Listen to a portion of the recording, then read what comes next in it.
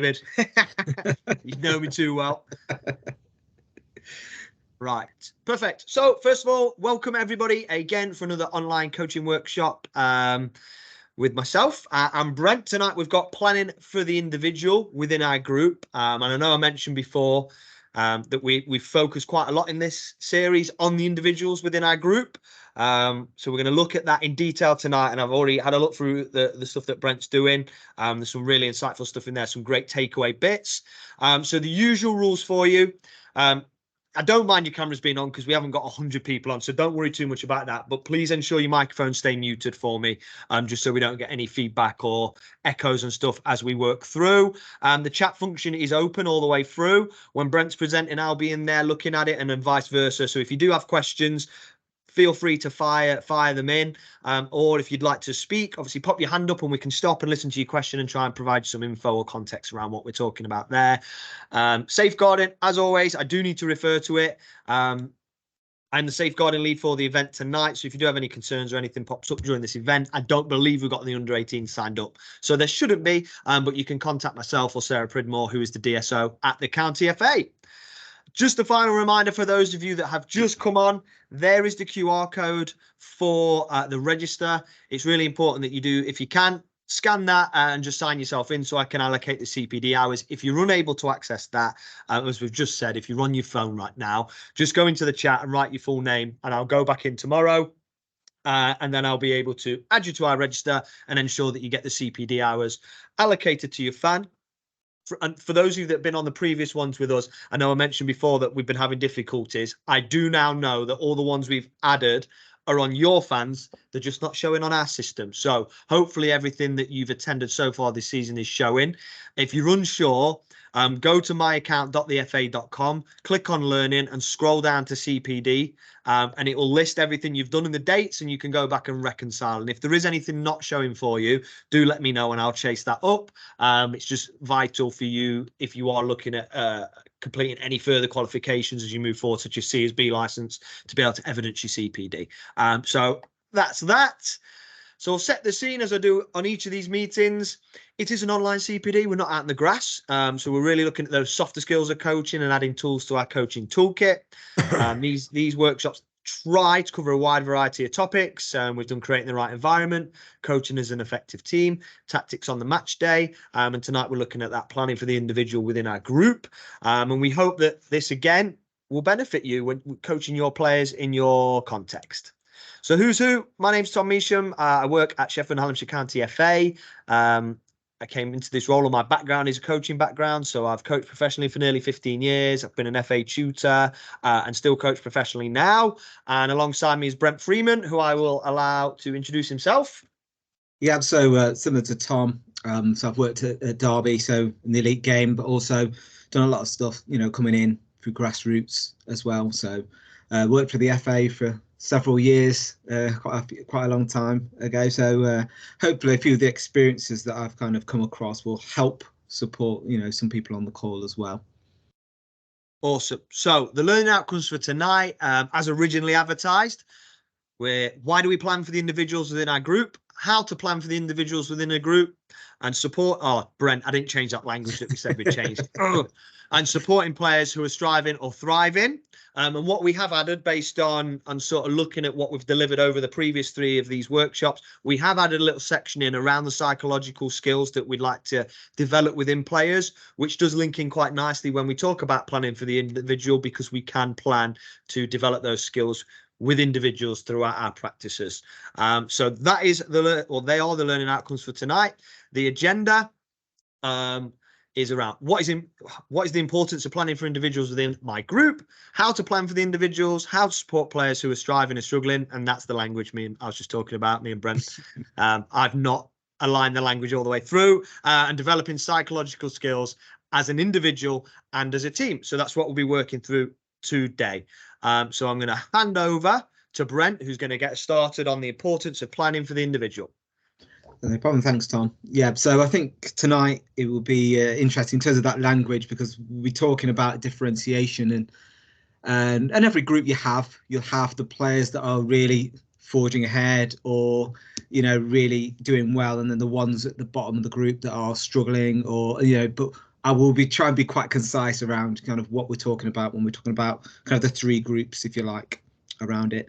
Interestingly, a lot of the stuff we're going to talk about as well does touch a lot on the other workshops we've done before. So, Tom listed them there in terms of match day, etc. So hopefully it's a bit of a touch on and a brief reminder on all the other things we've talked about.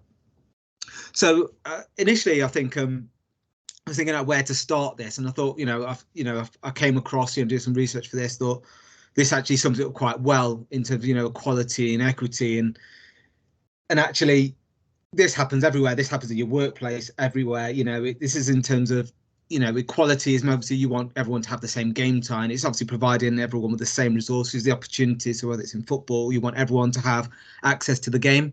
But equity is obviously recognizing as well that each person that you have, each player you have in your group has different circumstances and may require, a different kind of approach to them in order to get a successful outcome. I suppose I was trying to think of examples of where I've had it in terms of, game time and players that I've had in the past. And, typically every weekend you do want to give everyone exactly the same minutes. But if I've got a player, and it has happened with a player who's come back and had, a sever's injury or something like that, something where load has to be managed, then again, I wouldn't give them the same for everyone, because obviously it doesn't work for them. They're coming back into the game environment, and obviously having been injured, managing their load is more important. So therefore, it wouldn't be right to give them equal game time, but also what benefits them. So that was kind of a little bit of an example I thought to put out there, and hopefully that kind of helps you see what it looks like with your groups. Next one, Tom. So I think when I looked at this next one, I kind of went back to the youth modules, and some of you on the call will remember when the FA youth modules had mod 1, mod 2, mod 3, and now I think they've embedded it within the UEFA C and UEFA B license. And ultimately is all around developing the environment, the practice, and the player. And essentially that's what we're kind of looking for in terms of how we plan for the individual. So in terms of looking at environment, looking at developing that environment, that's making sure we look around that social corner, and that course very much talked about the links to the rest of the four corner model, so the long-term player development model, which we'll touch on later, but also how players learn, self-esteem, managing mistakes, managing difference, basically managing the environment, which we've also already done earlier in these series. The practice, moving on to that, so thinking about things like age, maturity, different practices and the advantages and disadvantages of certain ones, whether it's unopposed, opposed, what do you do with talented players as well within those group, and planning and evaluating as well. Also starting to think about, plan, do and review, question techniques, interventions, how you deal with them as well. So that's kind of the way we look at it, the player as well, when we move on to that last bit. And then that whole was very big when they went through the module. So, going into that game situation, coming out of the game, giving maybe teams some tasks, some challenges, and maybe even delving a little bit deeper and going individually and giving them some tasks, seeing if they can work out what you want to do, problem solve, execute techniques, and then putting them back into that game situation. So there's kind of already an idea of planning for the individual within a group as well. So the four corner model, I'm hoping most on the call are familiar with this, long-term player development model. That's sometimes what it is known as. So I'm not going to go through everything in there at all, and there's obviously things that aren't in there that will be quite easily put in a box, whether it's technical, tactical, psychological, physical, or social. But essentially, we're looking at this holistic approach to player development, looking at the whole person rather than the player. Coaching is a coaching tool to observe them, to have a look, and as a coach, really allow you to see what makes them really strong in certain areas, but also what helps, what support do they need in order to, those areas for improvement, to have a look at those things. So, a couple of examples, I'm sure we've all got or come across players in our teams or in opposition teams that maybe are physically more advanced than other players in their group or against opposition. Technically, then they're a lot more advanced as well, which obviously, if you go into the psychological corner, starts to give them confidence. You know, if they're very effective in a game, very powerful, can travel with the ball, as it says in there, that's going to breed confidence. But then the link could be on that social corner, because they've got all those things. Their behavior might not necessarily be the best, because they've been able to get away with everything and they haven't been challenged, and it's very easy for them. And actually, you might find with that player, when you do make it difficult and they don't know how to deal with it, because they haven't had that tailoring down in terms of struggle and stress, really. So that's why it's really important to kind of look across all corners when we're looking at player development.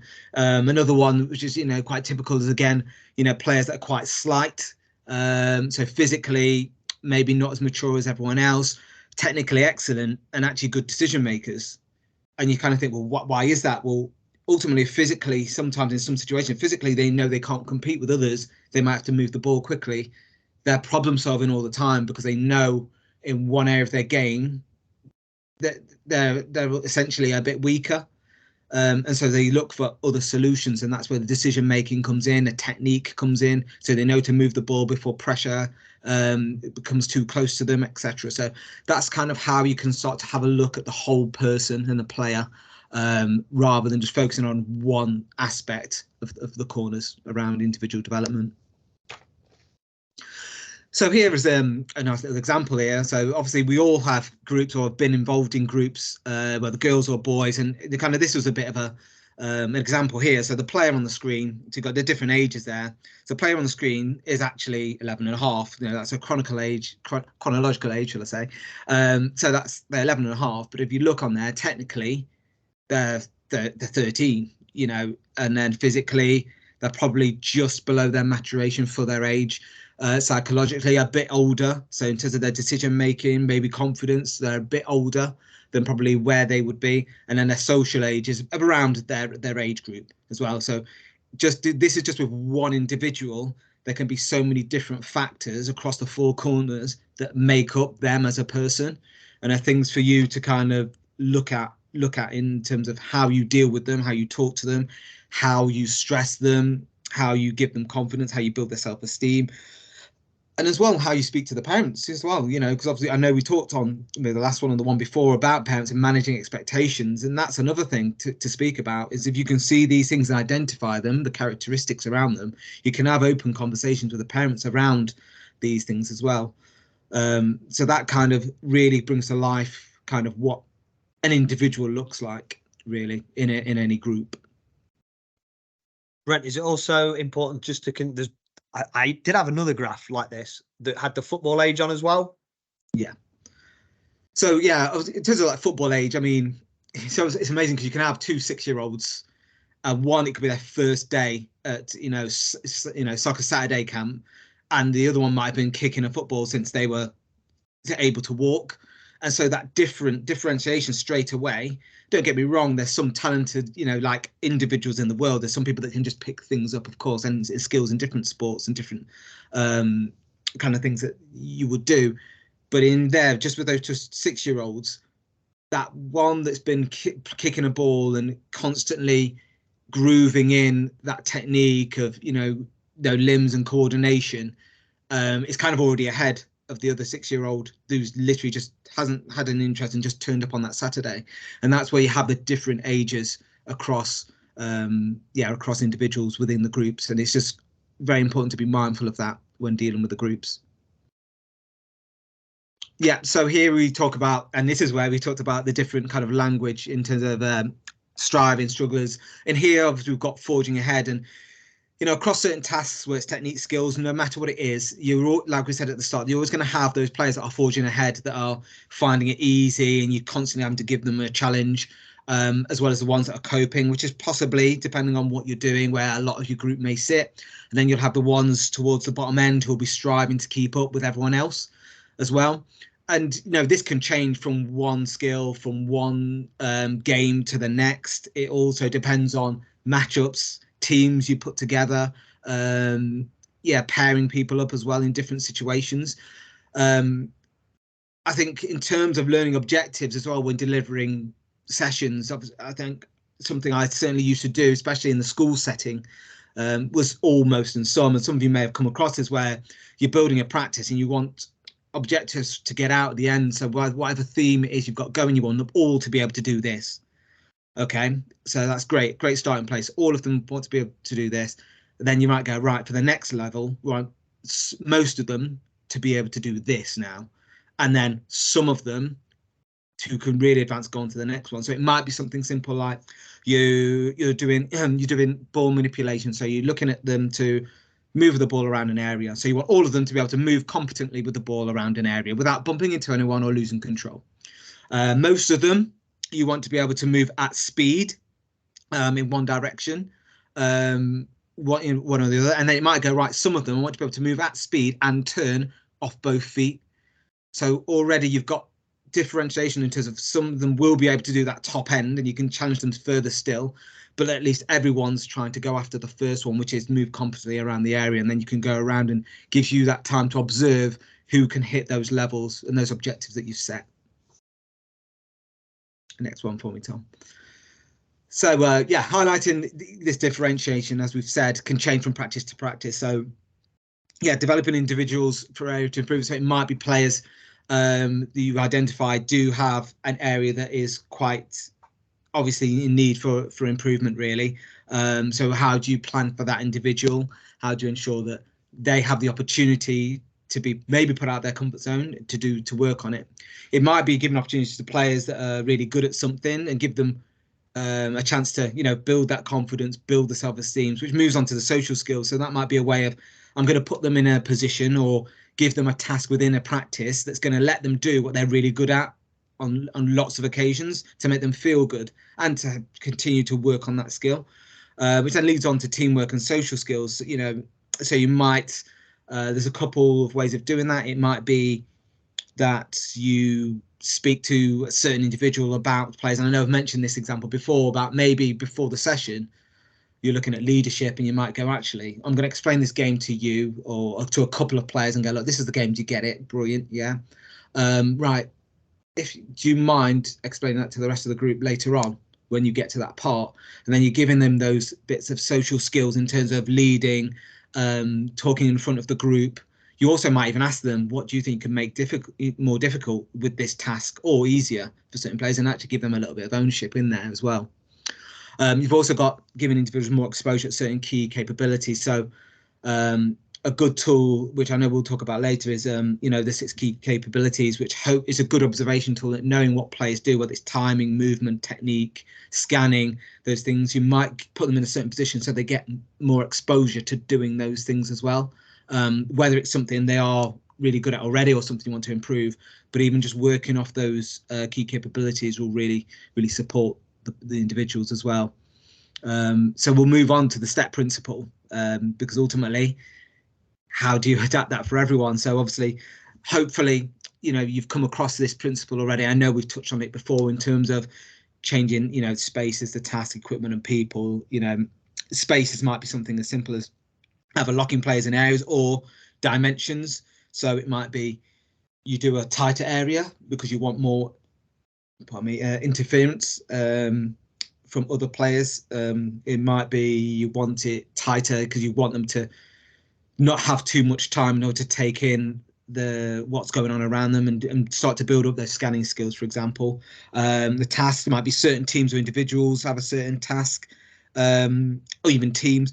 So it might even be that you give a secret challenge to an individual. So in this game, look, without telling anyone, look, when you get the ball, I'd like you to try and play off 1 or 2 touches in the final third, something like that. Or can you try and score off 1 or 2 touches? But only they would know, because there's a difference, obviously, between having that individual conversation, try and do this to just them, rather than saying that in front of the group, because then everyone will know that player is trying to do that and will change potentially how they play against them, and also what decisions they make within the game. Equipment, I mean, something simple might be goal size. So I know in the past what we've done, Derby, we've changed different goal sizes depending on what we want. So if we're doing, and that's for the strikers, the outfielders, and for the goalkeepers. So goalkeepers in in a smaller goal don't have to dive, don't have to extend themselves. So although daunting to put them in a bigger goal, it means then they have to be more effective at moving their feet to reach top corners or bottom corners. So that's a bit of equipment straight away that can really, really stretch individuals. If you look at keepers, for example, as well as from the other side, outfielders, strikers, really aiming for corners. So that's something that can really, really support. And then lastly, people. So overloads, underloads. So these are things that you can do. Bigger games, smaller games, whether it's 1v1s, or if we're looking at more team games, smaller formats or bigger formats. Next one for us, Tom. I did see something about Arabic. It's not in Arabic, is it? So, Brent, I told you this is what it looks like on my screen, but on Brent's screen, it's coming through loud and clear. But if it is coming through in a foreign language, and I can't explain to you why, because it's in English on the slideshow, it just says STEP in the box. Space, task, equipment, players, which we've covered before. I cannot explain to you why it's in a different language. Hopefully I've done a decent explanation of them as well. I have no idea. I think this is the only slide where for some reason it has done that. So hopefully that is the case.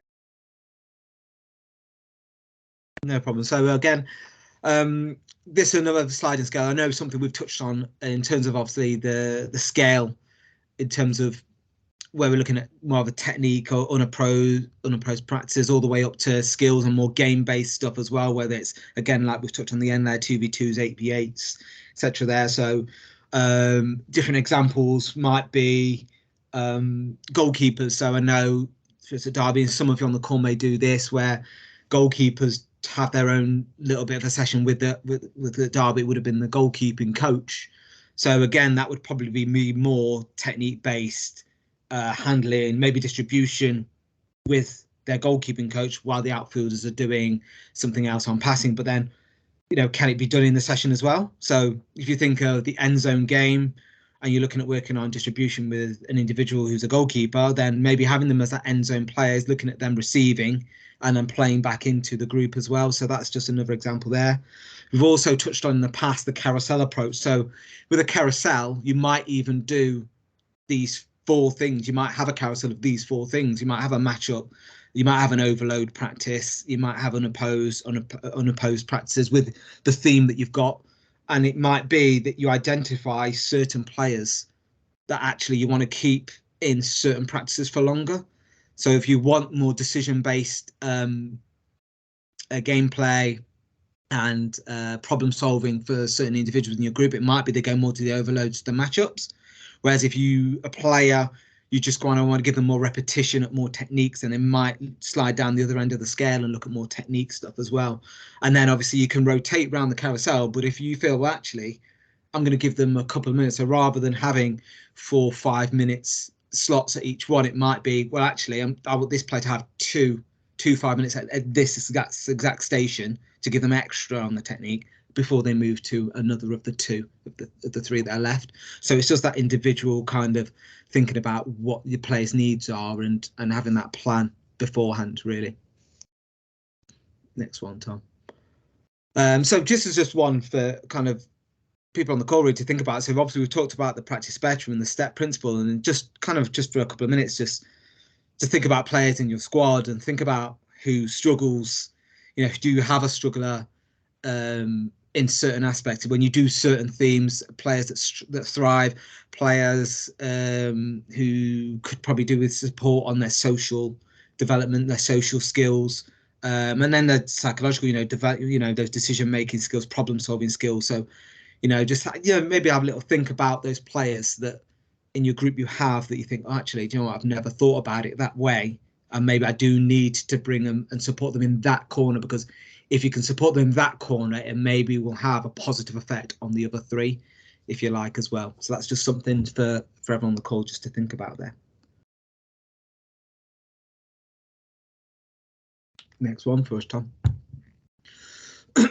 So yeah, how can we plan for the individual in terms of the environment? So yeah, we've already just mentioned there in terms of how one would complement the other. So again, the social psychological corners are ones that, being very honest, they're probably my bias as a coach. I know I'm very much in those corners. I know I would look to those things first, and it's only, you know, it's my belief that I think if I can connect with players socially, if I can develop them, then I think then I can support them with the rest. I think it's very difficult, and this is only me. It's hard to develop players if I can't connect them and get them and know them really well. So that's kind of how I've come at it, these things really. So the environment first, that's psychological safety. So positive environment to help players be creative, you know, whether that's physically creative, whether it's verbally, actually being not scared to take risks, no fear of actually expressing their emotion, expressing their opinions as well, providing that environment for them to be able to say what they're thinking is a really important one, really, for coaches. The ownership, player ownership, and I think this is something that is sometimes quite underrated. I think because, you know, players come to the coaches and it's sometimes deemed that the coach should have all the answers. And yes, you know, a lot of the time the coaches do have the answers, but sometimes it might be a way of teasing out it from the player, because listening to players and valuing their opinions will help the connection and, you know, learn about them as individuals as well, and their ideas, and letting them see their actions, or sorry, their words in action is a very powerful thing. So it might be you've got a practice and you've got an idea of where you want it to go next. You know what the progression might be for the practice or for individuals, but simply by asking them or just kind of push them in that direction, what do you think could make this more difficult? Or how do you think we could make this harder? And letting them maybe have a go and nudging them in the right direction and go, oh, that's a great idea. Then gives them a little bit more of that value that they think they came up with it, even though you've planned it in your notes for the session. That's where you're going to go anyway. Sometimes just by letting them feel like they moved the practice on and they had an input into the plan of what you were doing, because sometimes have a massive bonus for the individual and for the group as well, because if once one sees, oh wow, the coach listens to the players, they'll empower quite a few of them to speak up and to be creative as well, like I said, both on and off the pitch. And lastly, identifying the characteristics and attributes. So we talked a lot, and we are going to talk a lot about observing and identifying what does go into an individual learning plan, which we'll come on to later, but taking the time to take a step back and have a look at techniques, at skills, at as well as, you know, the social skills of your players, and see actually what are their strengths, what areas are there for improvement. It might involve pairing them up against certain players. So the player we talked about earlier, who was a bit of a dot, physically less developed but technically very good. So if you want to stress that in the individual, you might put them up against someone who's a lot bigger in a 1v1 situation. But you know why you're doing it, because you know you're going to stress them, but you're also going to support them under that stress in that situation. And then it might be teams as well. So in terms of teams, when you're setting up your teams, sometimes at the end of training as well, whether it's 5v5, 4v4, depending on the numbers you've got, do you consider as well who's matched up against who? Have you got left footers on the left footers on the right? What do you want them to do within that session as well?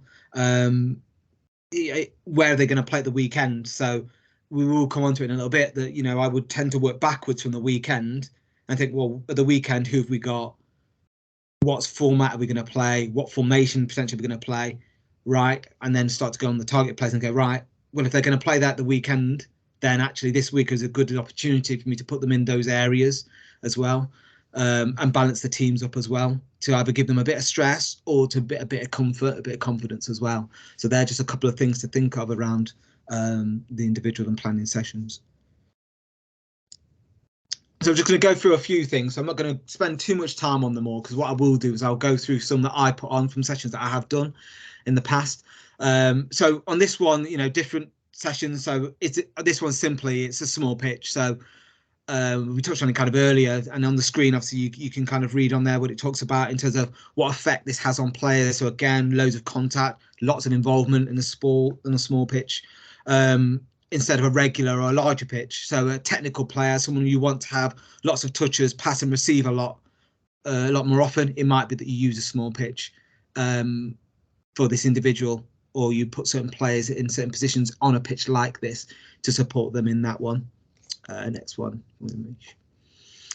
So again, dividing the pitch up in different ways. So this one I just pick thirds. So other ones that you could do, you can obviously split the pitch in half. and look at those markings. You could also put channels down the pitch as well. So if you looked at thirds, so a game sometimes we played with the players is if you score, all of your players have to be in the attacking 2/3, so the final third and the middle third. So if you're looking at a central defender that you may have that stays deep and is basically holding the goalkeeper's hand sometimes when you're playing, you're thinking, what different ways can you get them to push up the pitch, especially if you're playing offsides as well, or obvious offsides. Then this might be a game for them. We go, right, well, actually, they've got to realise now in the game that if their team's on the attack and they're about to score, they can't be stood in their defensive third. Obviously, you wouldn't think about the goalkeeper. The goalkeepers aren't involved in this. But as this last defender, you think, well, actually, can you get them to work that out, that they need to then push up to the middle third at least for that goal to count? So that might be a way of supporting that individual in that kind of situation there. Channels is another one. So you might be looking at wing play. So can you put players in channels and see if they can receive the ball out there, beat players 1v1, wingers. So there's a couple of examples there. So this one, I'm just going to leave on the screen for probably 30 seconds to just have a look and kind of, I've obviously given all the things that come out. So kind of want you to have a little think about these different things. So what would you get differently from your players in terms of using goals, using target players, or using end zone lines for your players?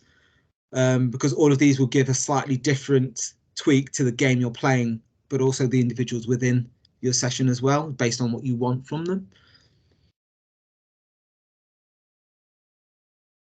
Just go on to the next one for us then, me. So these are the things that are linked to the ones there. So if you have a quick read of those. So yeah, as you can see, a lot of forward play. Obviously, having the goals does encourage players to kind of go for, they always want to go towards goals, but shooting. But then you kind of think, well, are they going to shoot from anywhere? Can you lock them in? If there's a target player, then there's a bit more control on passing into a player rather than shooting goals from different areas. And obviously, if you're looking at the end zones, then you're looking at actually running in and being in control of the ball, or being in control of passes if you're going to meet the ball in that end zone as well. So in the goals, you might say to a player, can you try and finish in 1 or 2 touches in the goals game? That might be something that you say to one individual you've got in there. And again, pardon me, that might be something you say secretly to them away from everyone else so that they understand what they need to do, but not everyone in the group knows what their challenge is. The target game, it might be try to avoid being in the same quarter of the pitch. So if you just flick back, Tom, just to the one, so we've got the visual. So with the targets there, so it might be something simple as, right, try to avoid being in the same quarter of the pitch as your other partner. So it starts to get them to think about their movement and moving off each other. We start to think about core moves, which wall passes, combinations to beat players as well. And then the end zone game might be you do secret missions for both teams. So it might be something you have for one team. You might say, right, to you, without them both knowing, right, if you score in the end zone, it might be you try a wall pass. If you can do a wall pass around a player in that position before you score, it's worth like double or triple. And then to the other team, you go to them, actually, if you can intercept and score within 6 seconds, then you get double or triple or whatever. So again, they're working out how they're going to do their task at the same time as trying to nullify the other team as well. So that's kind of a team task, if you like. But if you've got 3 players that you're looking at intercepting and pressing, if you put them all on the same team, then they're all working on the same task, if you like, even as individuals, as a group as well, something that you've identified that they need to work at. That's the one. So yeah, we go on to, again, individuals and small number and large number. So you go into that 1v1. So again, you're giving someone more opportunities to really go at someone else, whether it's 1v1 attacking, 1v1 defending. A big consideration here, if we're going to do that in the pairing, why have you put these players together? Is it so one can show the other one? Is one really good at 1v1 attacking? Is someone that you want to look at out of possession stuff? So you put them against someone who is really, really positive on the ball, and actually how they're going to work out how they're going to do it. You look at small number stuff. So again, still quite high amount of repetition in terms of technique, skills, and engagement as well. Obviously, you're looking at your 2v1s, 3v2s, whether it's an overload or matched up, they're never far from the ball, so they're constantly engaged. Obviously not to the degree as the individual 1v1 stuff, but still really involved in the game. And then the larger stuff, really real to the game. So you get more team-orientated things that will come out over individual, but then you can start to give people tasks within the bigger context of the game as well. And like I said, it's more relevant to the game potentially that they're going to play at the weekend. And there's some of the things that you would have come up with off the back of that. So different things that different kind of types of practices will give you and allow you to go in different directions with your tasks for individuals within that group, within your groups. And on to the next one. So I thought I'd finish kind of with a bit of a kind of case study. So this is kind of how we did it at Derby. So I do understand that on the call that you probably don't get as much time as we would have in that obviously elite environment in terms of obviously 3 sessions a game. And this is kind of how we kind of blocked it really in terms of how we looked at individual learning plans for the group, how we then fed them back to the players and the parents, etc., and prime them as well for the next block, but also over a period of time, track the progress as well. So like I said earlier, the key capabilities is probably something we really look at, and just so for everyone understands what they are technique, timing, deception, movement, scanning and positioning. So things like that you're looking at your players. So what's their movement like? Do they scan a lot? You're trying to look at this as well before, during and after the ball's near them, whether they're in possession or out of possession as well. So you're kind of looking at those things when you're trying to assess players, if you like. And by doing those things and looking at quite simply what things make players affect the game positively, how do they affect, what are their standout attributes or characteristics? That's their super strengths, is the way we looked at it, I suppose, at Derby, why they signed essentially. And then obviously on the other side of it is, the areas for improvement. So actually what stops them from affecting the game as much or being consistent. So, affecting the game positively might be that they're really fast. It might be that they can take players on 1v1. They're really hard to beat in terms of out of possession. It might be as areas to improve. They're not as focused, so they switch off quite a lot. So concentration is an area to look at. They're not very confident, so they don't like to take people on. They'll pass the ball instead of taking people. They're very predictable rather than being unpredictable. So this kind of forms the basis of the ILPs essentially, and this is the big thing that we had for every player in each age group that we had at Derby. And ultimately knowing what they're working on supported one, like I said earlier, where they'd probably play at the weekend based on the theme we had, whether it was passing, receiving, finishing week, as well as then where they would be within the sessions within that week and what their plan would be. And then at the end of it, it would be a case of planning it across the week, what we want to do, maybe sticking it on their reviews, but also reviewing it afterwards and saying, last week we put you here so you could do this. We put you here so you've got more opportunity to do this. In this game, you'll notice that everyone got the chance to do it 3 times. You got to do it 4 times because we wanted you to have an extra go at doing this. So that's kind of a bit of the basis of how we did things at Derby. So you would have ILPs for everyone. Across every 4 weeks, we'd split them up. So if you had 12 players, you'd have 3 a week that you'd probably target and focus on those 3 players, if you like.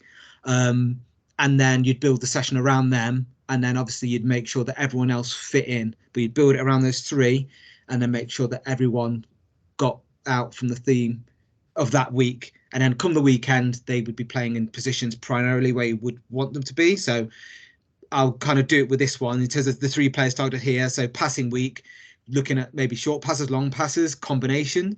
So thinking of different areas might play. So it might be they play in central midfield for maybe all or part of their game time on the Sunday. So across this week, they're going to probably be in more congested areas or areas where there's going to be more interference so that you can start to develop the scanning and all those areas. If you want to go on to the next one for me, Mish, hopefully I can bring it to life.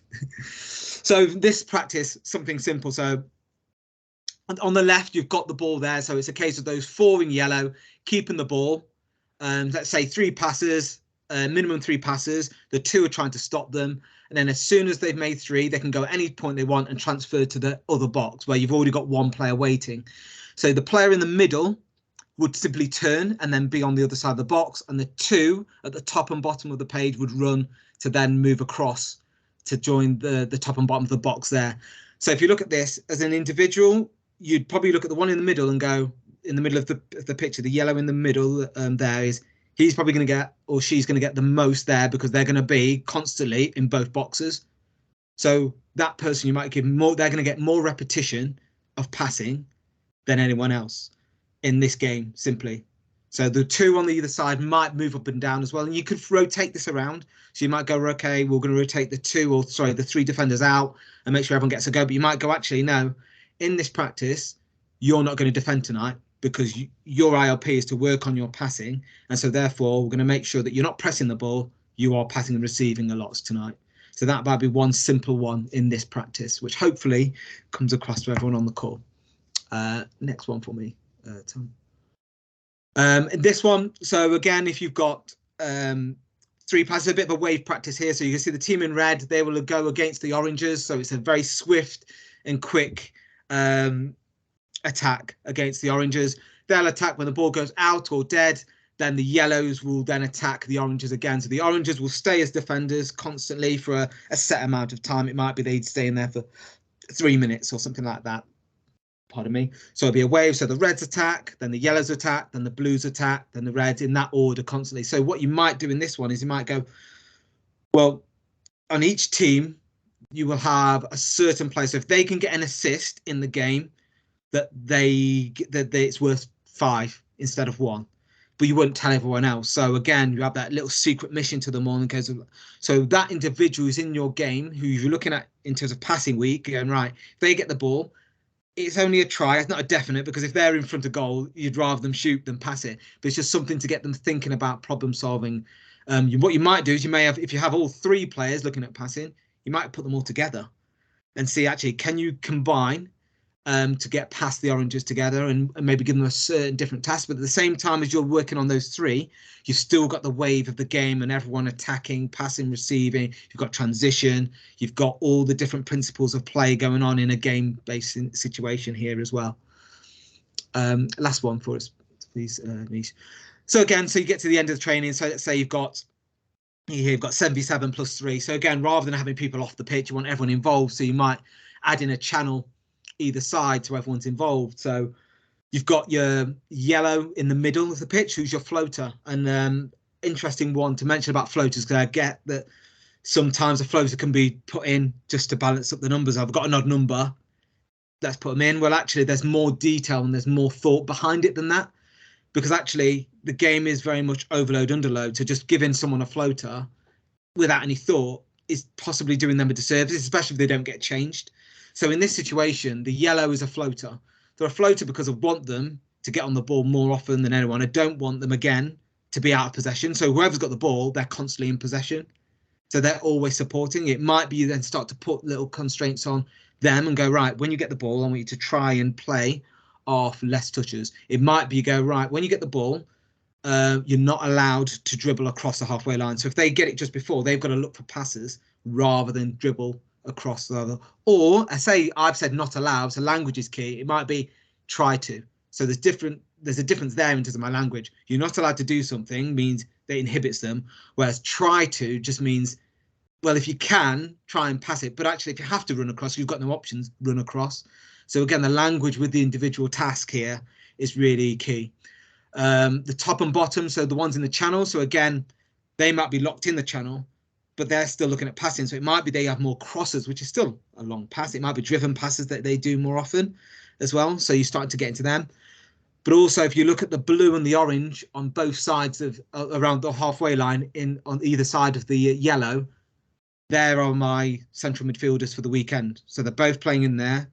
They're going to have probably more interference, more people on them, less time on the ball. So if I'm looking at combination play, I could easily say, right, the 3 people in this session are the 3 in the middle. It might be them. The yellow, who's a floater, the blue, who's playing central midfield, and the orange, who's playing centre midfield. So therefore, I've given them all certain things to go after in this session or in this game at the end. while everyone else is still playing as well at the same time.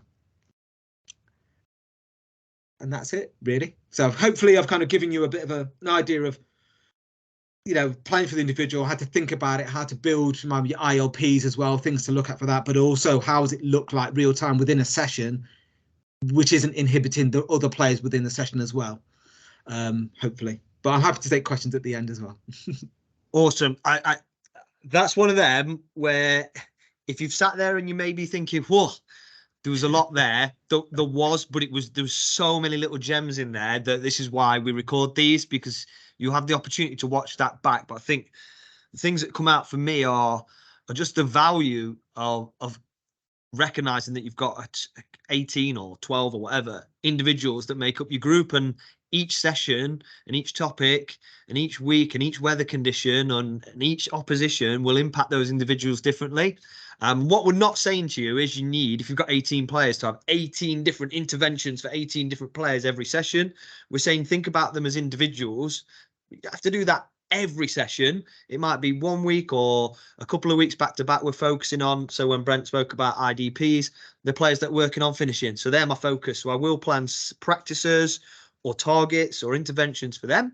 That doesn't mean, as Brent rightly pointed out, that's to then kind of neglect the rest of the group. This stuff should be really clear to you and your coaching partners, but not clear to anyone else. I think that's really, well, I'm not saying it shouldn't be obvious, but generally other people won't see what you're doing, especially the players. They'll just see you working and putting on a great session, but you've really considered those individuals within your group. So like I said, there was loads of like golden nuggets in there. So whilst I'm doing my bit now, if you do have any questions kind of in your head, stick them in the chat and Brent will be happy to sort of answer and reply to. And again, if you want to unmute yourself and ask questions at the end, you are more than welcome to do so. So we always tell you we're going to finish on time. I'm going to do my absolute best. I will do my best. So moving on, developing psychological skills as an individual, that should say as an individual and as a team. So following on from kind of Brent's tour of planning for the individual, we did think it was important to delve into an area we maybe don't always focus on, which is the sight corner. We're probably, Brent's not, as he said. I feel most comfortable sort of technical and tactical. I think that's my safe zone, and it might be yours, it might not be. And I think we do tend to spend quite a lot of our focus on developing players technically and tactically. But why do we do that? I don't know. I think it's probably because we sometimes maybe see that as the quickest way to performance, maybe. So it's really important, as Brent has already said, that we develop players holistically. So we do find ourselves spending quite a bit of time in the technical and tactical. And these skills do need to be practiced, but like any other skills, such as your social, such as your psych, such as your physical, we need to practice those skills as well, and we need to give the players chance to do so. So if we only train our players technically, they'll get some kind of other stuff coming off the back of that, but that's where our focus will be, and that's where our content and our interventions will focus. The players will develop in those areas, but maybe to the detriment of other areas. And again, Brent's already covered this, but when we talk about developing players holistically, we're referring to them as a whole person rather than just the football player that we see. And I think it's always important, linking back to creating the environment that we spoke about, to remember that they are people before players. We want them to enjoy sport, and we want them to have a lifelong relationship with sport, but we also want to develop these people for adult life, for the real world, and teaching them life skills. And these psychological skills that we're going to talk about, they're not just football skills. They will help these young people in the big wide world. So it's really important that we don't forget that as coaches, and we don't get too caught up in producing the next Lionel Messi or Beth Mead or whatever. Before I do move on, because I realise we dive straight into this, I know we've had a few people jump in. If you've not done the QR code, just drop your name in the chat. The QR code will come up again at the end, but it's just, again, to ensure that we catch you on the registers. So moving on. So developing psychological skills for our individuals. So throughout the next few slides, we're going to think about kind of the applications of planning for our individuals within a group, but in this specific area, and also look at some simple coach behaviors or actions that, being honest, a lot of you will probably already be doing, but it is important to kind of reinforce that good stuff and to define what you're doing, because it happens all the time when I watch your coaches do some great things that they're maybe not as aware of how good, or the detail of what they're doing is so good. So I think it'll be a good chance to sort of reflect on that. Or there might be some stuff that you want to start doing. So when we look at the world's best football players, are they mentally strong? Yeah, the simple answer is absolutely yes. They're able to stay focused. They're able to maintain their emotional control, sustain high confidence, and have a high level of commitment to the sport. And developing these skills in youth footballers if we want to produce mentally strong players. So we need to develop those skills. And it says players, but again, it says slash people.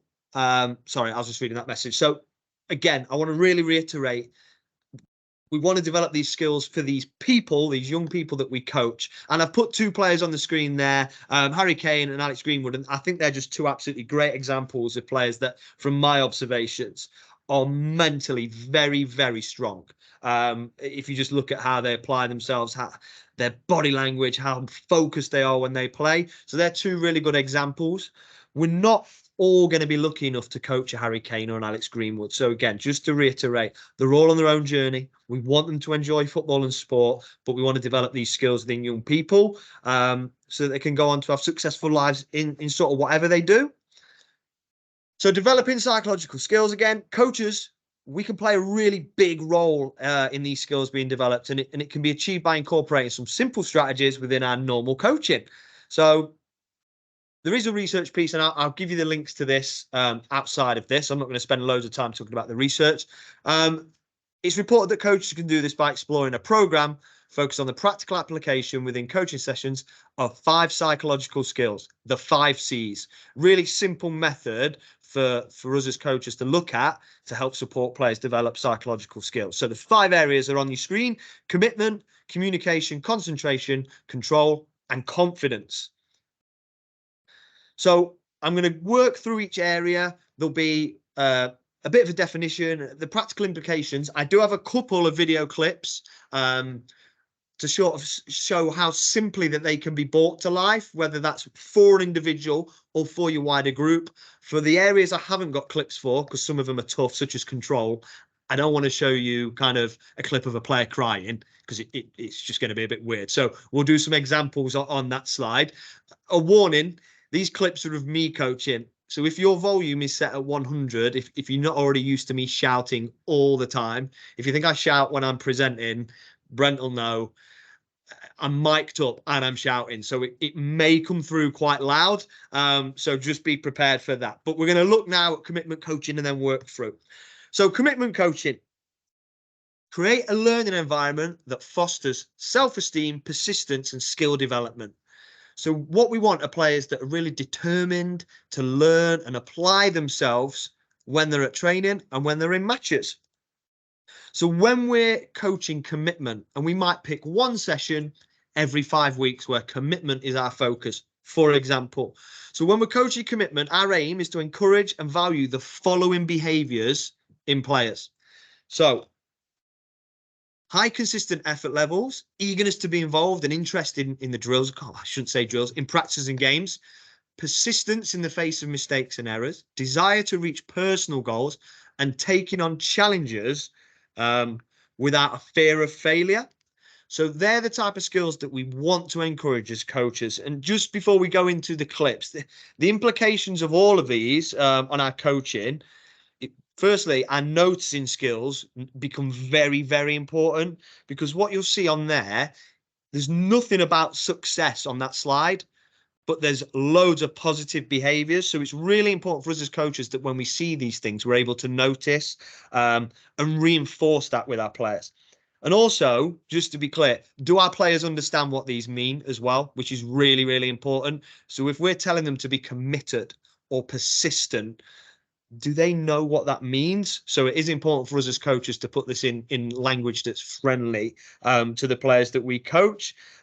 Once we've done that, we can then refer back to it, and hopefully the players will know. And again, also, does our practice design allow for this stuff to come out? So if I'm demanding high consistent effort levels, but my practice involves lots of cues, those two things don't marry up. So if I'm going to be focusing on commitment and high consistent effort levels, but I give the players loads of chance to not have to put effort in, those things won't marry up. So there's just some things we need to consider when we are planning to coach around these areas. And again, as Brent's covered in planning for the individual, this doesn't mean our session is only focused on this. We can deliver a standard session, but we can focus our psych kind of lens in this area. So that's just some things I wanted to cover. So like I said, here's your warning. There's going to be a clip of me coaching. It will flash up sort of what areas these are focused on. Some of the interventions will be pre-planned, so it will be specific to the individual. Some will just be general stuff for the group, so you can kind of unpick that. So I'm going to click across and press play. I'm hoping it plays. Brent, can you thumb up in a second when hopefully it starts?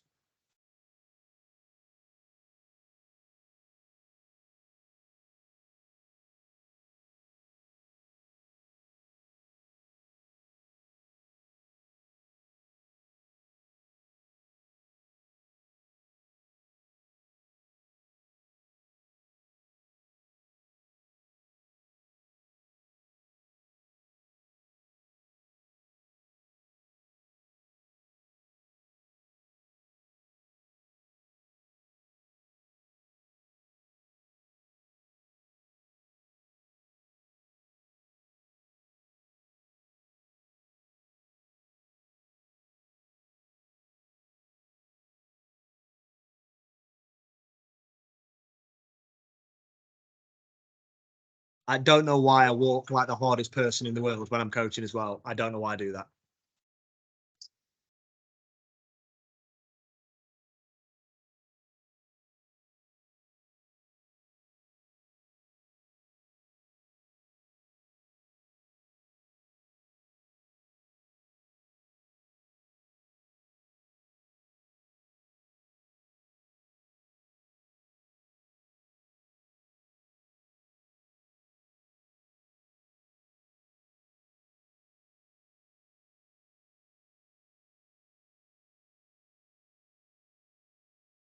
It should. There we go.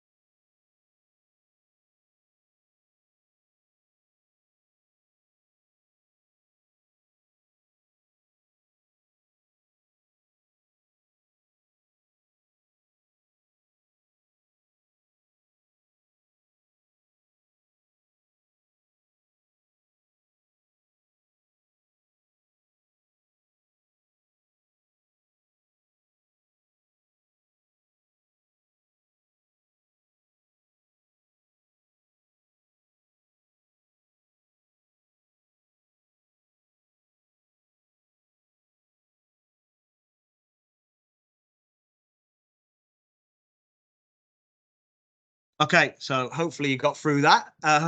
Apologies if it did come through extremely loud. That's just how I am. And again, apologies for the weird way I walk when I'm coaching. So what I wanted to just bring to life and just demonstrate. We're not asking you to go, you don't have to go like really, really big and really, really deep with this. It can just be little bits of language that you use.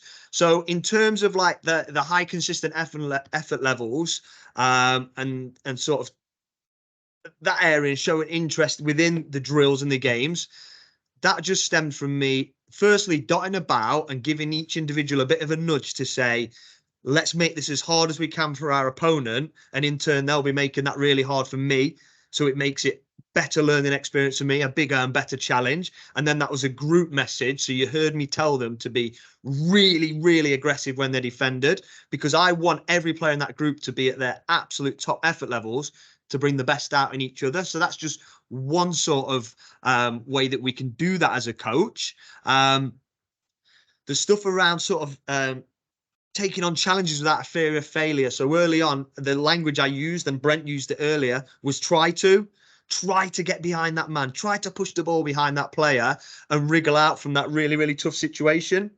And hopefully what you notice within that is when players did it, and the very final clip on that first section was me going crazy because a player had just spun and then knocked it through a player's legs because they took a risk. No fear of failure there. Noticing and getting on to, wow, that's unbelievable. So that's just a sort of an example there of trying to create an environment without a fear of failure. And then the bit at the end was around that persistence in the face of mistakes and errors, and when things are tough. The practice they were in was rigged. You can't, like, to win that practice is really, really hard, but we're challenging them to have those high effort levels, be interested in developing, but be okay with the fact that you might not always win. So again, I'm trying to notice when they've done well, but maybe not had the win, or they've been very, very close. I don't mind the term unlucky. I know some coaches don't like that, but as long as you explain to players why, so unlucky because you position yourself really well, I think that's absolutely fine. So they're just sort of 3 examples within a standard session where that maybe wasn't planned for how as coaches we can try to kind of reinforce and develop those skills. So hopefully that one makes sense. Please don't play. There we go. Okay, so moving on. Communication coaching. So aimed at developing the players' interpersonal skills, and achieved by teaching verbal and non-verbal skills, giving and receiving feedback, and listening and digesting information, kind of underpinned by unconditional peer and coach support. When we talk about unconditional support, you can go back to creating an environment for when we really, really covered that in depth. So what could be taught to young players to optimize positive communication and minimize the negative stuff, the moaning, the slating each other, the shaking the heads, that type of stuff that we maybe don't want to see. So verbal, specific feedback, praising, encouragement or instruction to teammates, positive, obviously, and questions to the coach, having the confidence to raise your hand and ask or challenge. Non-verbal stuff, so your physical responses. So how do our players react to mistakes from themselves, but also, even more importantly, from others? We always see, you saw it at the weekend, who was it? What game did I watch yesterday? Who played Man City yesterday? Spurs. Son, when Brian Hill didn't pass to him. Arms, slamming, swinging his arm, those type of reactions. And action, decisions that reflect what one person thinks, feels about another. And communication is made up of sending information and receiving information. So as well as kind of creating players that are good at sending it, how do they accept and receive information, whether that's from a coach? And we've all had those players that can be uncoachable at times because they're not willing to receive, but also between their peers. Again, you have those players that if anyone says anything to them during the game, they maybe snap or they go into fight or flight mode. Can we try and develop these skills within our players? And there's just a few examples here. There's no clips because, like I said, it's tough with the video footage that's out there to find stuff that always aligns. But here's just some examples of stuff that I know me and Brent have used over the last couple of years to help kind of develop these. So paired, peer pre-session tasks. So Brent was talking about IDPs as an example last season. I would pair the players up in the changing room. I know you might not have that option for a changing room, but wherever your kind of pre-session is, get them to discuss their IDP and an area that they're focusing on. Explain it to the person they're with and tell that player a target that they're going to try and achieve that night. Link to that, and vice versa. So they do that with each other. And then those players observe and feed back to each other at the end of the session on how they perceive that person did in that area. So not only are they having to talk about themselves, but also they have to find a way to be positive to feed back to that player on a very specific area. So that's sending and receiving communication stuff. So that's your pre and your post.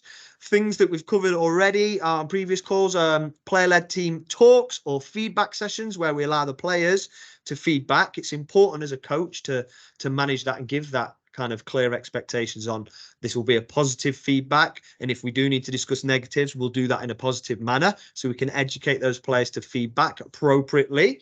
And also this can help, or it may help you kind of start that developing a team language. So defending is always a good example to look at. The teams tend to have their own language about, I don't know, sliding and screening or squeezing up. And if we develop good communicators, they may begin to develop a really effective kind of team language that works really, really well. So there's just a couple of examples of how we might develop those skills for our players.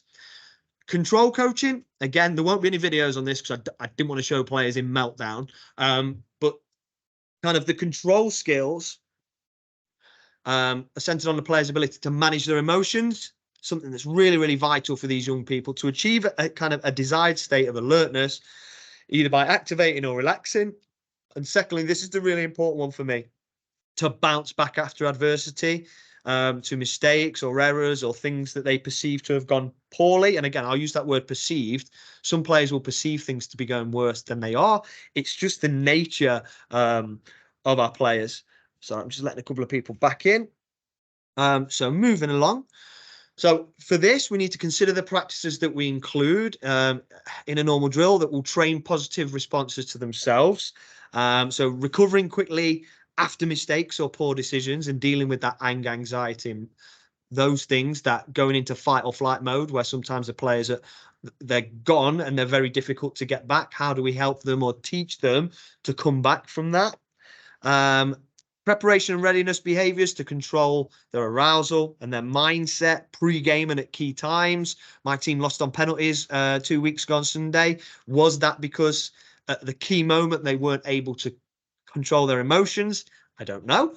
Emotional intelligence, so developing that and understanding what other people's emotions are and how that kind of impacts me. And positive body language. Positive internal and external comments to themselves and ability to refocus. And I think that one's really, really kind of important for us. So just a couple of examples. I think it's on the next page. Yeah, so I've got player A, obviously won't name players. I think Brent will figure this one out fairly quickly. So I have a player that I am actually doing a project on for this very specific area around control and a little bit around confidence. Goals are life to this player. They literally feed this player. They love scoring goals and they perceive not scoring goals as poor play. Whether they did well or made the right decision, not scoring goals for them means I'm rubbish. It's poor play. I'm not doing very well. And they really struggle to deal with missed chances or, again, their own perceived poor play, which at times isn't poor play. They've done really, really well. So currently I'm working on this strategy with this player. So number one is around challenging the player to show good body language following moments where they feel frustrated. This player is young, so I've had a conversation about what good body language looks like and the benefits to them, ranging from trying to make themselves feel better, but also not showing the opposition as well that you're frustrated because they might try and lean on that. So we've spoken to this player about every time that something I can see that they're perceiving has gone wrong, to show a positive, broad shoulders, stand up, look confident, and try and get through it in that way. I use a thumb up process with them. So if something's happened and I can see head shaking, slamming arms, I will stare at them, not in an aggressive way, but until we catch eyes. And it's just a simple thumb up from me to say, everything's okay, you're doing good. And a reminder to them to try and reset and put that to bed. So we've spoken to them about using 3 deep breaths after a missed chance. And again, that's hopefully at the same time that I'm giving them the thumbs up to say, take your 3 deep breaths and try to reset. And then that says pitch. That's supposed to say bigger picture. I must have auto-corrected that. And bigger picture conversations. So I'm trying to detach those individual moments of missing chances and looking at the bigger, broader picture to talk about their overall performance to help try to support this player to develop those control skills so that Mistakes or missed chances don't lead to the player falling off the cliff and the performance dipping. So they're just some strategies and examples that you might bring to life with a player. Concentration. 2 more to go, and then we are there. So we'll be done by 1:15, hopefully. Concentration coaching.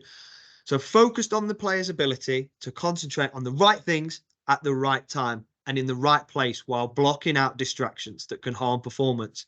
Difficult with younger players. So just straight away off the bat, difficult with younger players. Players become skilled in being able to stop thinking about a selected event and channel new thoughts towards their specific actions or behaviors and being relaxed whilst doing so. So what I'm going to show you next is not a pre-planned for the group. It is actually a reaction based on what has happened during the session. But it's me trying to explain to players why concentration is so important and bringing that to life in an example. This isn't the right way. This is one example of what I would probably call a command coach intervention. This is me telling them, but I'm really trying to hone in on highlighting the importance of concentration within a practice. So that will come on next. So how we might include this within our coaching.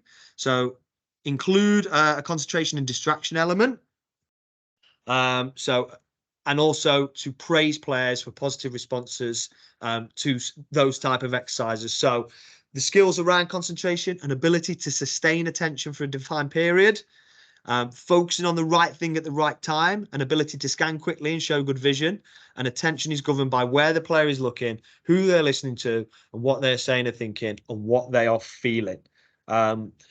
So, like I said, this intervention is coach-led. It's very command, but I'm trying to educate the players around why concentration is important. So when we spoke earlier, talked about we do need to define these things with players. This is an example.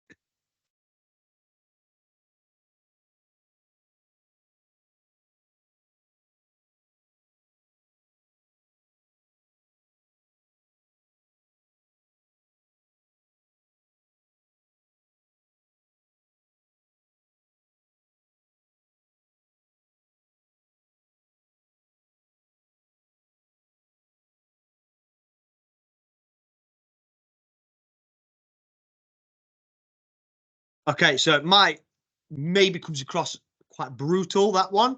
Got to bear in mind the context of the group and where they're at and the environment I'm coaching in. But I wanted to really highlight on that one. Like I said, it wasn't pre-planned. It wasn't planning for an individual. That was a reminder or an education piece around the value of concentration for players. So when we talk about teaching those skills, I'm trying to really, by doing the live example with them, to reiterate how important it is that they concentrate and the cues of what they're looking at. My centre-back partner's gone across the pitch. Am I looking at them or am I staying with them? The ball's moving across the pitch, so I've got to look at the ball. I've got to look at my partner and everything that links around that. But again, the bigger picture on that one is I'm trying to educate them on the value of concentration. So again, it's a live example of a coach delivering in this area. But like I said, it's not a specific one for an individual player there. Final one, confidence. As the final C, confidence, it isn't a mental skill like the others. It's essentially a state of mind. It is very, very difficult to define and kind of bottle up and give to players. It's a state of mind linked to the beliefs that a player has at executing a skill to their desired level or achieving a specific outcome. So confidence can frequently go up, frequently go down, if it's not built on 3 solid foundations: developing a positive attitude, banking or building up accomplishments, and positive support by creating a no fear failure environment, which we've already touched on. So you can create that climate and structure in a training session. And you do this by forward moving belief without a fear of failure, which we touched on earlier, positive attitude to the session and the practices, and a belief around what is possible and what can be achieved, and never kind of putting a cap on that for your players, really talking them up and kind of making it clear that they can kind of push on to any level that they desire. Having progressive accomplishments made throughout the session, and then positive social support from the coach and the teammates. And every single success within a session matters, and we should look to build upon that. And this can be as simple as goal setting within a practice.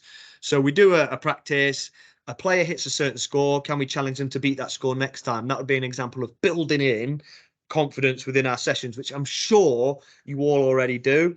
And do we ever really discuss confidence with our players and what it looks and what it feels like?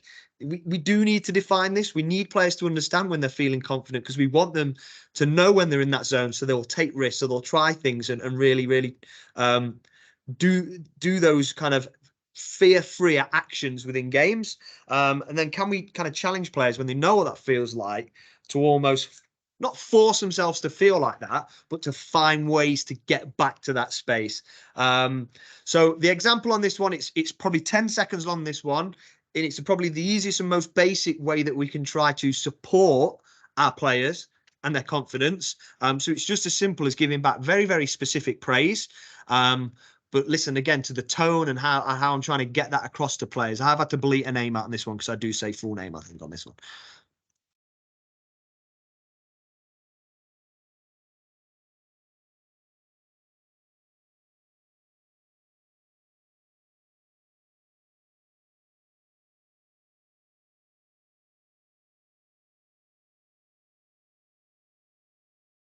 Oh, don't play again. Okay, so there's just two really quick snapshots of a way that a coach can provide positive social support.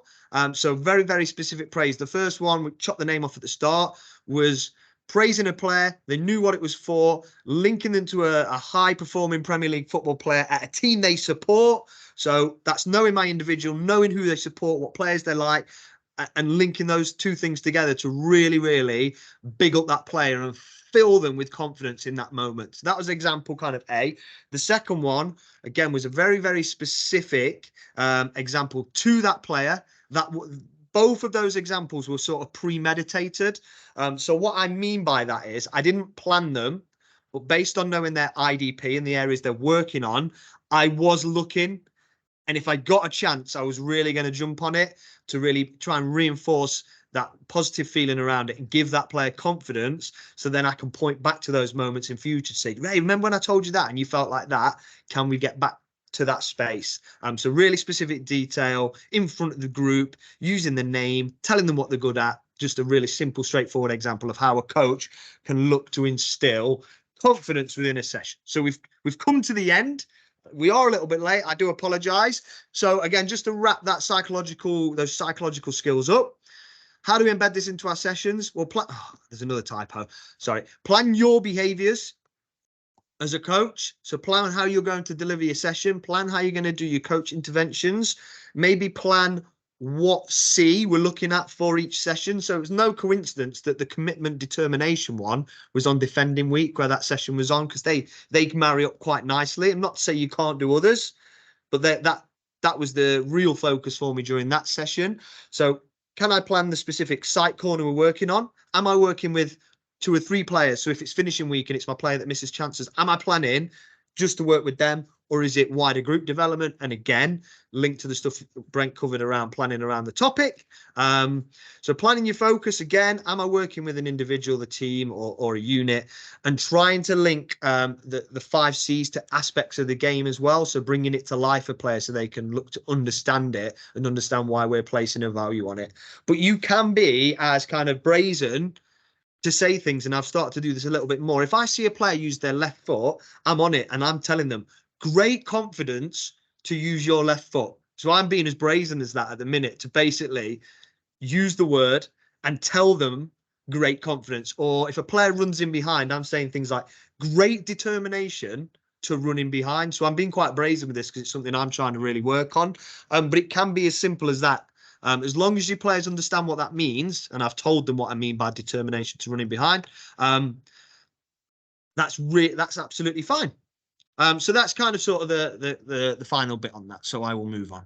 Right. Again, I will apologise for the late finish, but hopefully you found that valuable. As always, we are here. We're happy to answer questions. If you've got any, happy to allow you to raise your hand and come off mute. Before you do so, anyone that hasn't done the QR code or wrote their name in, please make sure you scan that now to get your name put onto the register. And I can just see, yeah, we've got nearly everyone has done that, which is great. And just a reminder, as always, we do have some upcoming CPDs. You'll be, well, you won't be, but I'm extremely pleased to say that tonight we've had our 500th attendee at CPDs for this season, which compared to last season, we hit that target around April time. So just a big thank you to you here tonight and to those that have attended other events this season, because I'm absolutely blown away by sort of the commitment and the willingness to develop. So thank you very much for being one of, or if not attending multiple stuff, one of the 500. We have a couple of events coming up. So we've got a GK CPD this week on Friday. We will be back for coaching in the social corner. And as Brent said, social is Brent's bag, and I will not talk on that CPD at all that night. It will be all Brent, and it will be a masterclass. We also have a neurodiversity awareness training event in January. And as always, any events that get penciled in will go straight to you in the coaches community if you're in it, and then straight onto the website. So again, lots to look forward to sort of upcoming in the near future and then into the new year. So I will say a big thank you and then knock it back to the Q&A. And if anybody has got any kind of burning questions or anything that you'd like to ask, now's the time, because I'm at the office tonight, so it's going to be an hour's drive. And a big thank you to Brent as well for his time tonight. Thank you for having me, as ever. It's interesting while we wait for any questions to come through that a few things I noticed there, just looking at, and obviously at Derby, you notice they all huddle up as well, and that's just something that they do, that kind of the club brought in terms of when they're in any kind of team talk kind of environment, they're huddling, so they're connected with each other. I'm sure you've probably got, is it Sally doing the neurodiversity stuff? But did it in the summer. Thank you for watching. If you are interested in any of our upcoming Sheffield and Hampshire County FA coach support events, please visit the coach support page at sheffieldfa.com. Thank you.